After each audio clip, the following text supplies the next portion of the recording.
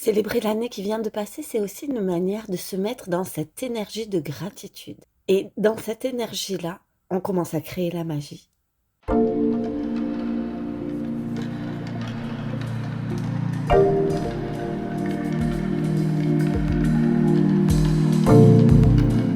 Hello, mon nom est Florence Vie, je suis mentor dans le domaine de l'évolution spirituelle au féminin, fondatrice de Révèle ta magie.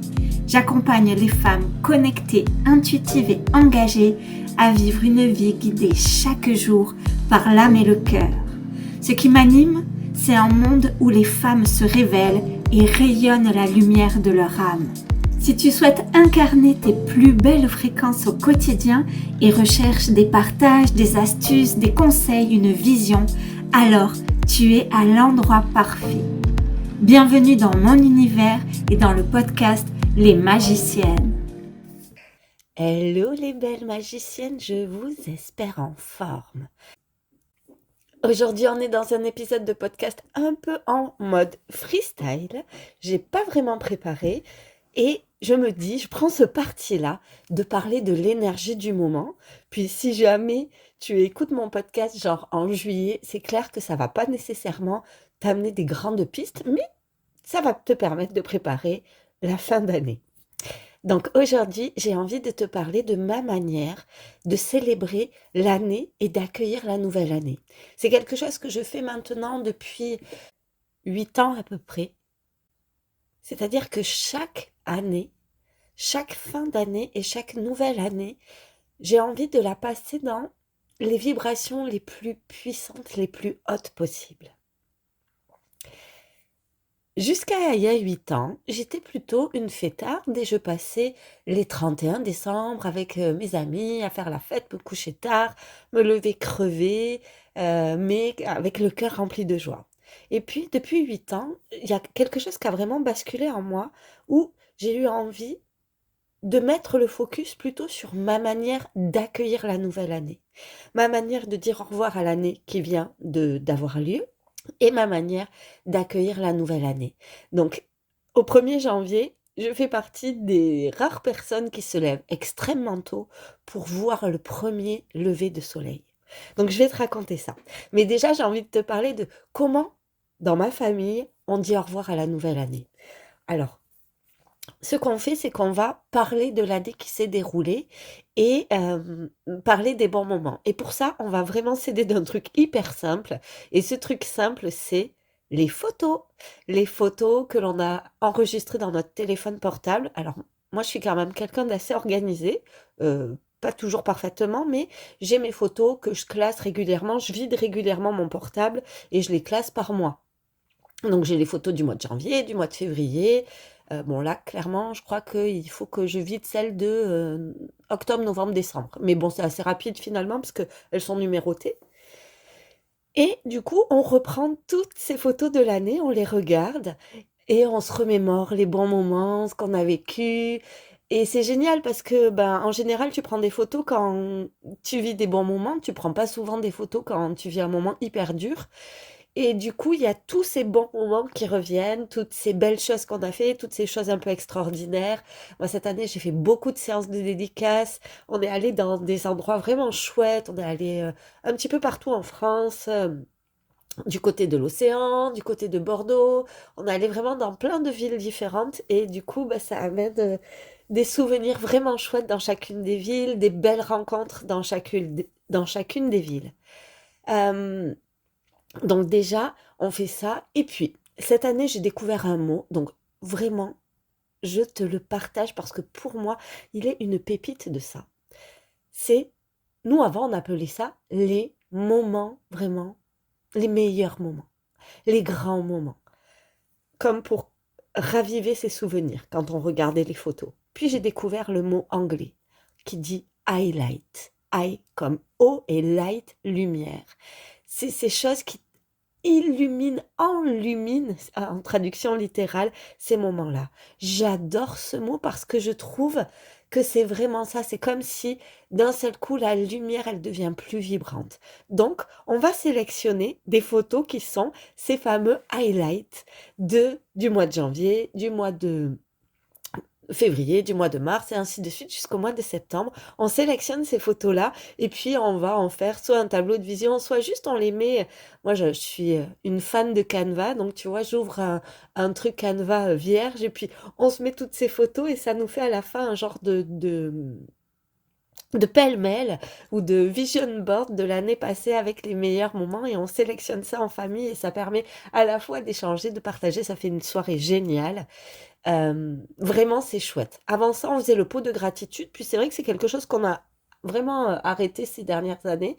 C'est-à-dire qu'à chaque fois qu'on vivait un moment génial, on avait un énorme pot, tu sais, c'est les pots d'olive de Biocop. C'est genre des énormes pots. Et du coup, on avait ce genre de gros pots-là et on mettait des petits papiers où on racontait quelque chose de génial. On mettait ça tout au long de l'année et puis à la fin de l'année, on l'ouvrait. Ça peut être une autre façon, mais dans les highlights, on prend des photos, ça c'est clair. Et du coup, il y a toujours ces moments où on se remémore la photo, on rigole bien. Voilà, donc c'est vraiment chouette. On fait ça pour célébrer l'année qui s'en va. Et tu vois, cette année, j'ai même proposé à des femmes que j'accompagne de faire ça pour chaque mois et juste de choisir de sélectionner une photo. Et ça te fait, tu sais, ton tableau de vision de l'année et tu peux mettre un focus sur ce que tu veux. Là, ce que j'avais proposé aux femmes, c'est vraiment un focus sur ces grands moments comme des grandes réussites, des grands moments où on peut se sentir fier de nous. Donc, tu vois, tu peux aller à cet endroit-là, mais tu peux aussi mettre, je sais pas, les moments où la famille était réunie. Enfin, on s'en fiche, en fait, c'est toi. La seule limite, c'est ta créativité. Donc, ça, c'est la première chose, et ça va prendre toute une soirée. Pendant une soirée, on va regarder ça. Alors, il y a des photos qui sont des photos ratées, mais du coup, c'est l'occasion de bien rigoler. Et puis, il y a des photos où on se remémore plein de souvenirs et on en sélectionne. Puis, on met ça dans notre tableau de vision de Canva. Et comme on regarde ça sur la télé, tu vois, on a notre ordi sur la télé, bah, du coup, après, on a un énorme truc de l'année qui est passée.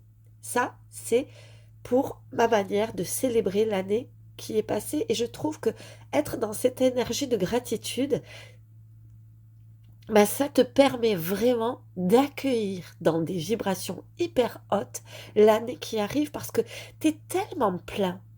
T'es tellement rempli qu'il n'y a pas de manque, il n'y a pas d'énergie de manque. Tu te dis juste, oh, merci à cette année qui vient de passer. Voilà, ça c'est ma manière plutôt, tu sais, que de faire la fête, de boire au 31. En général, le 31, c'est un moment finalement qui est hyper calme. Alors on se fait un super bon repas et on va dans une ville vibrante. Alors moi, si tu me connais, eh ben, tu sais que la ville qui me fait le plus vibrer en France, c'est Sète. C'est au bord de la Méditerranée. J'y ai passé tous mes étés quand j'étais jeune. J'adore cet endroit. C'est vraiment, il y a la mer, il y a les canaux, il y a cette odeur d'iode. J'aime tellement cet endroit-là. Puis je sais que pour en avoir discuté avec plein de gens, ça fait souvent ça aux gens. Les gens qui vont à Sète, en général, ils tombent en amour de cette ville. Euh, donc là, cette année, ce sera à Sète. Puis ça fait plusieurs années. Là, je crois que c'est la troisième année où donc on va regarder le dernier coucher de soleil sur la mer. Et on dit au revoir à notre année. Puis ensuite, on va faire un bon repas. Là, ça va être forcément, j'ai des filles fans de Japon, donc là, ça va être sushi, mochi et repas japonais. Mais tu vois, il y a pas, c'est pas une grosse fête. Et on se lève très tôt le 1er janvier et on va déjeuner sur la plage et on regarde le premier lever de soleil et on accueille ça comme avec un sentiment que, voilà, tout s'ouvre. C'est l'infini de possibilités. Cette année, elle vient dérouler comme des possibilités infinies et on savoure cette chance de vivre, d'être là pour voir ce premier lever de soleil de l'année. J'adore faire ça parce que je me sens privilégiée. Quand je fais ça, j'ai le sentiment de créer en moi un momentum, tu vois, un moment hyper fort où, à ce moment-là, je peux me dire, bon sang, je suis vraiment une privilégiée d'être là pour voir ce soleil se lever et savoir que c'est le premier de 365 jours qui porte des potentiels infinis. Et je le dis toujours à mes filles. Je dis toujours à mes filles, regardez comme on a de la chance. Il y a une année qui va se dérouler vers nous, une année avec 365 jours, 365 jours pour créer des souvenirs, encore plus d'amour, encore plus de magie, concrétiser des nouveaux rêves, toucher du doigt des nouveaux rêves, avoir des nouveaux rêves que nous n'avions pas jusqu'alors. J'aime tellement pouvoir créer ça. Je trouve que ça change tout, absolument tout dans ma vibration par rapport aux autres années. Je sentais quand j'étais plus jeune, me lever fatiguée le 1er janvier, c'était quelque chose que je trouvais dommage. Je me sentais, tu sais, comme si t'as une invitée hyper de marque qui arrive chez toi, puis toi, t'es pas coiffée, t'as un peu la gueule de bois, t'es un peu défractée parce que t'as trop mangé depuis trop de jours, et t'es là un peu vaseux, un peu fatigué, t'as qu'une envie, c'est aller te coucher, alors qu'il y a quelque chose de nouveau qui rentre dans ta vie. Et en plus, nous, on est un peu on aime bien créer de la magie à ce moment-là. Donc, une année, je vais te raconter, avant de te laisser, les différentes choses qu'on a pu faire au 1er janvier. Une année, on est allé euh, à la montagne. Et donc, on était à minuit. On était, donc pour le passage de l'année, on avait trouvé un gîte où il y avait un jacuzzi à l'extérieur. Et donc, on a passé à minuit, le moment où on s'est dit bonne année, on l'a passé dans le jacuzzi. Donc, il y avait de la neige partout, c'était dans les Pyrénées.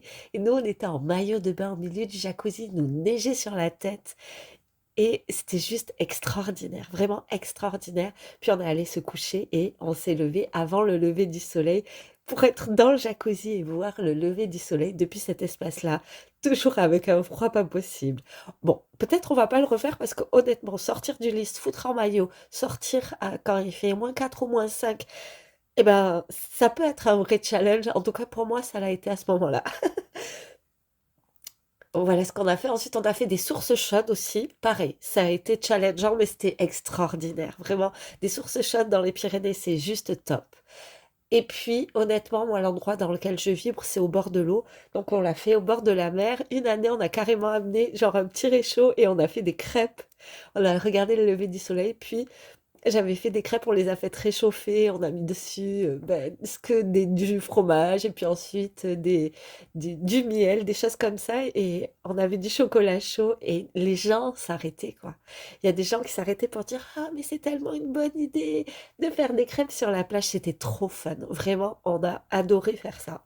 Et puis, ensuite, on a fait des pique-niques, pareil, sur la plage, des moments où on avait créé même des petits cocktails un peu fun sans alcool, qu'on buvait au lever du jour, mais vraiment des choses très douces comme des chocolats avec de la guimauve, des choses comme ça.